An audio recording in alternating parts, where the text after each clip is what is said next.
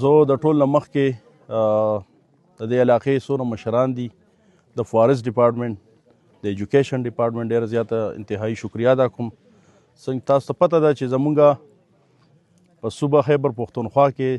د عمران خان د ویژن مطابق او زمونږ د کے پی چیف منسټر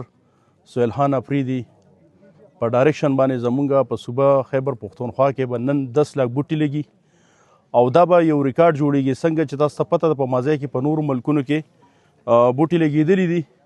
خو الحمدلله نن موږ په فخر سره دا خبره کوو چې فارست ډپارټمنټ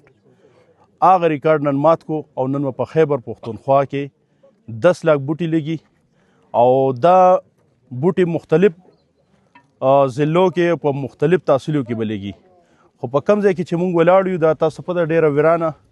یو پسمانده علاقه ده، خو دلته به انشاءالله په دې ایریا باندې چې زموږ سره په دې کې د ګډراج او د مختلف بانډې دلته راځي نو په دې کې موږ 56,000 بوټي به چې کوم دی هغه نن زموږ ټارګټ دی او الحمدلله کافي حده پورې موږ هغه کمپلیټ کو او دا یو سایټ پاتې دی انشاءالله اوس سټاپ روان دی. زموږ د سکول ماشومان او د دې علاقې چې څومره تنظیم والي دي هغو په سربراهۍ کې د دې علاقې د مشرانو په سربراهۍ کې نن انشاءالله هغه ټارګټ موږ پوره کوو او امید ساتم چې څوک هم دا میډیا د په وساطت سره دا پیغام اوري نو مهرباني وکړئ چې د خیبر پښتونخوا ګورنمنټ د فارست ډپارټمنټ خپل کردار ادا کوي، خو کوشش وکړئ چې دا کردار تاسو هم ادا کړئ چې هېڅ هم نشئ کولی نو یو بوټی په خپل کور کې نال کړئ او دا صدقه جاریه ده او انشاءالله چې بوټي آبادي په دې ملک باندې به مختلف آفتونه مختلفو داسې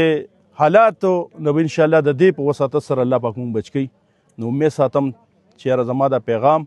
به تاسو کور ته هم رسوئ او دې مهم کې زموږ سره به انشاءالله تاسو شرکت ضرور کوئ په څه نه څه شکل کې، که هغه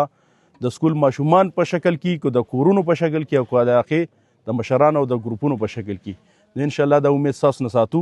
چې په دې مهم کې زموږ سره بھرپور شرکت وکړئ ځکه چې دا زموږ د ټولو دپاره د خوشحالۍ او د آبادۍ خبره ده. ډېره مننه.